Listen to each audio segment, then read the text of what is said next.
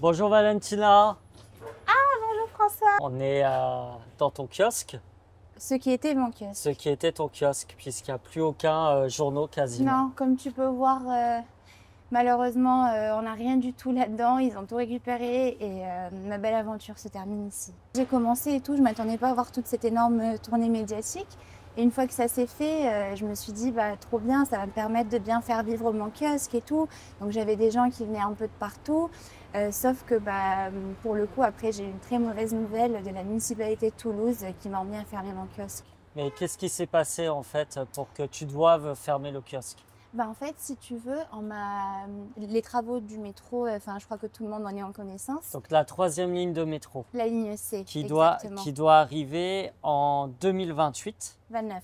En 2029, on t'a Enfin, dit? moi, on m'a dit que la fin des travaux, c'était en 2029. Après, je ne sais pas Voilà. parce que j'ai des Alors- informations, je ne sais plus distinguer le vrai du faux. Bah, en fait, juste c'est la grande affaire toulousaine et de Monsieur Moudin qui en 2014 Mhm. avait fait cette promesse de campagne. Il avait dit, je vais faire une troisième ligne de métro qui va arriver en 2024. Ok. Puis après, il a dit finalement, ce sera 2026.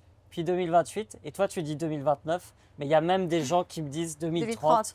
Donc, on ne sait pas en fait. Bon, on espère qu'on va pouvoir la voir, cette fameuse ligne C, si on est encore là. Bah, c'est sûr, mais ça fait un grand décalage et surtout beaucoup de mensonges. Et du coup, Exactement. des effets collatéraux qui sont délétères comme pour toi. Bah, si tu veux, je peux me définir comme une grosse victime de ces énormes mensonges qui ont été dites et sur lesquels j'ai risqué un peu mon futur parce que en prenant le kiosque, j'ai investi du temps, de l'argent, de l'énergie et j'ai fait j'ai fait tout de mon mieux pour que bah, du coup je fasse vivre ce petit lieu et tout. Et à un certain moment, donc il y a eu une réunion avec la municipalité à laquelle je n'ai jamais assisté, donc je ne sais pas te dire si effectivement on m'a tout remis ou c'était juste une part de la vérité, parce que jusqu'à présent j'ai eu que des petites parts de vérité, des non-dits, des je ne sais pas, des vraiment rien de clair, rien de net, aucun papier, aucune certification. Et on m'a fait parvenir l'information qu'en octobre, parce que les travaux ici où je suis vont commencer en octobre, j'allais être fermée devant et derrière. Donc déjà, le passage, je l'aurais plus eu, sachant que je faisais de mon mieux pour rendre mon kiosque beau, pour que les gens rentrent, même si ils n'étaient pas propices à acheter quelque chose ou à prendre un journal. Et que à la fin de ces travaux, qui allaient durer 4 ans, j'allais me retrouver enlevée de mon lieu actuel. Est-ce qu'on t'a proposé, par exemple, un autre lieu pour que tu puisses continuer ton Tu activité? veux rigoler? Bah, pourquoi pas? Ils m'ont proposé à Paul Sabatier. Ok, d'accord. Or que, moi, une des raisons qui m'a poussée à prendre le kiosque, c'était que je suis pas loin de chez moi, je suis dans mon quartier, ma clientèle, elle est là, et c'est une clientèle qui, sa seule sortie du jour a été venir chercher le journal avec moi et passer un petit moment. Donc imagine me retrouver à Paul Sabatier où forcément la clientèle c'est pas la même, il n'y a que des étudiants et on sait tous qu'aujourd'hui... Ils sont moins les jeunes- consommateurs de presse écrite, notamment. Exactement. Imagine ce que j'ai dû sentir quand j'ai eu cette nouvelle. C'était vraiment bouleversant et je me suis carrément sentie arnaquée, entre guillemets, parce que on me vend le truc en me disant que ça allait être la plus grande station de métro de Toulouse, que même après les travaux, j'aurais dû tenir dur et j'aurais dû persévérer pour qu'après je sois récompensée en ayant un bon emplacement. Et à la fin, je me retrouve sans cet emplacement. Toi, tu avais fait un crédit, Tout à fait. forcément. Est-ce que par rapport à ça, par exemple, la municipalité ou Tisséo, puisque c'est eux qui gèrent le chantier, t'ont proposé une indemnisation? Alors oui et non, parce que j'ai eu la visite de Tisséo une fois, 2 fois même, et c'était toujours assez flou. Et on m'a demandé de donner un formulaire d'indemnisation dans lequel je devais donner mon chiffre d'affaires sur une année. Or que moi, je n'ai pas de bilan sur une année, sachant que ça s'est passé quelques mois après mon ouverture et que mon prédécesseur n'avait pas forcément les mêmes chiffres que j'avais. Donc c'est très flou, c'est très compliqué, sachant que d'autres commerçants juste en face ont touché leurs indemnités 2 ans plus tard. C'est de la perte d'énergie pour après toucher quelques centaines d'euros 2 ans après. Alors, ton cas, il est assez symbolique parce que nous, on a beaucoup de commerçantes, de commerçants qui nous ont alertés, bon, déjà sur les nuisances des travaux. Ah oui, Mais ça, c'est une véritable problématique qui est liée à la troisième ligne de métro. Alors, on peut dire que c'est un impondérable, sauf que il y a une question aussi d'honnêteté vis-à-vis des gens. Ah oui. Quand on leur dit, par exemple, quand on te dit à toi que ce serait pour 2029 alors qu'on annonce publiquement que c'est 2028, bah, c'est des choses qui comptent dans la projection aussi financière d'un petit commerce. Et il y a aussi la question de l'indemnisation liée à la perte de clientèle de ces travaux. Et pour beaucoup de commerçantes et commerçants, c'est assez compliqué. Ah, c'est très très compliqué. Comme je te dis, il y en a certains qui ont touché, par exemple, la librairie juste en face, rue du Metz. Sachant que rue du Metz, les travaux, c'est un peu compliqué, ça dure depuis des années désormais. Ces commerçants-là ont touché leurs indemnités 2 ans après. Et c'était vraiment très très faible. Enfin, c'est pas, tu ne peux pas vivre de ces indemnités sachant que tu générais beaucoup plus de chiffre d'affaires avant les travaux.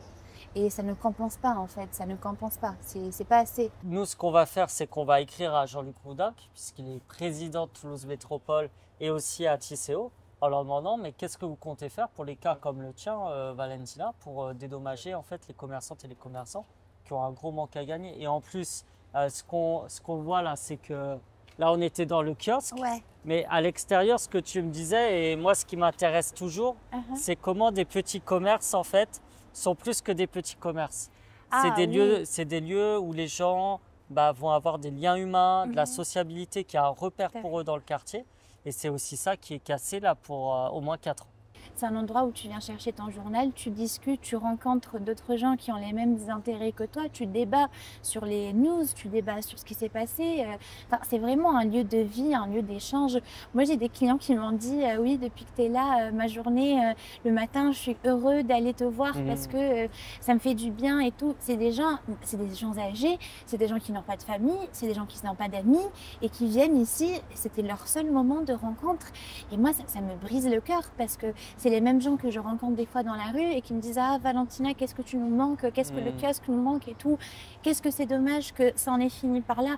Et je leur dis « Je vous assure, ce n'est pas moi. Moi, j'ai les mains littéralement liées. Je ne peux rien faire. » Et là, même la mairie n'a rien de leur part. Rien. Ok. C'est triste. C'est très triste. Et déjà, en fait, te remercier pour tout ce que tu as fait jusqu'ici. Merci. Parce que je pense que tu as contribué, comme beaucoup d'autres petits commerçants, commerçantes, ou des gens qui sont dans des associations et autres, à faire beaucoup de liens humains à la place des institutions parce qu'elles ne le font plus pour nombre d'entre elles. On va essayer de tout faire pour, en tout cas, que déjà, il y ait une réponse claire et nette de Toulouse Métropole. Et ensuite qui propose une solution viable. Est-ce que toi, tu leur as proposé des solutions alternatives? Devant la Hallogrin, je ne peux pas parce que les architectes du bâtiment de France, ils ne vont jamais accepter ça. Place Saint-Étienne, je ne peux pas car actuellement, il y a déjà un tabac presse.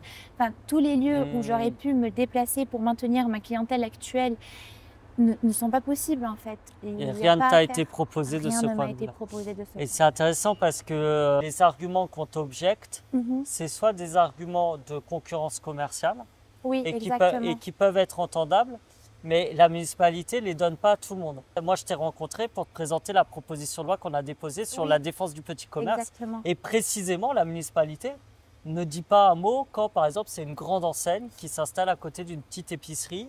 Ou alors quand elle prévoit par exemple de faire 2000 m² de zone commerciale dans la future tour d'Occitanie, qui va mettre en concurrence des petits commerces. Et quand c'est une petite commerçante qui leur demande finalement de l'aide pour se relocaliser, on trouve toujours de bonnes excuses pour ne pas lui donner une implantation qui soit proche. Parce que vers la Hallogrin ou même si on regarde sur le boulevard, il y a sûrement des endroits où on pourrait trouver un espace pour un kiosque. C'est sûr, mais est-ce que ce combat, ça en vaut la peine pour eux, sachant que de leur part, il n'y a aucun bénéfice qui est généré? Non. Enfin, moi, je ne vaux rien pour eux, je ne vaux rien, je suis un petit commerce, ils n'ont rien à gagner sur moi, je ne paye pas d'impôts, sachant que la presse n'est pas imposable. Donc, on voit pourquoi ils ne vont pas se casser la tête, si je me permets de dire ça, à maintenir mon petit commerce, sachant que ça leur fait générer rien. C'est assez révélateur de la politique actuelle du maire. Et c'est bien de voir un député comme vous qui est proche des petits commerçants et qui fait son mieux pour nous entendre parce qu'on n'est pas habitué à ça. Moi, il me reste une grand-mère. Elle est un peu isolée parce qu'elle doit s'occuper de mon grand-père qui est très malade.